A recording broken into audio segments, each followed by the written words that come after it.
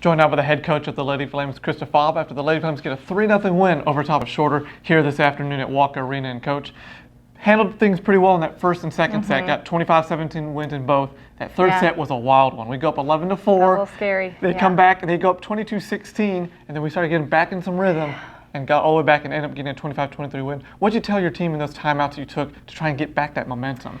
Yeah, I mean, and that's the kind of how the game goes, that it is a game of momentum. So I think in one of the timeouts, it was just going back to the basics of, like, we have to understand that we still are on top in this moment. Like, we have to play in that way too and play composed.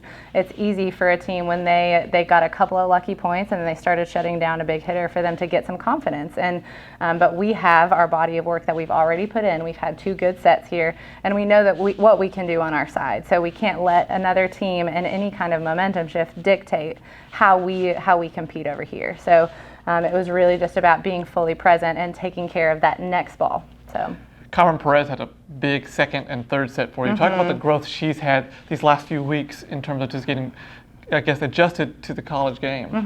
Yeah, I mean, even from the start, she's been a really big asset for us as a player, especially on the offense. And then even ball control, when she has a really solid serve, and then playing defense back there too, she does a good job. But offensively, yeah, I mean, she hit over 500, which is a huge stat for an outside, specifically a freshman outside. Right. But yeah, they kind of keyed in on Abby a little bit and had a lot of their focus blocking on her. So I think that freed her up a little bit to be able to score and have more opportunity in that way too. But yeah, she moved the ball around a lot, was a smart player, and did a great job.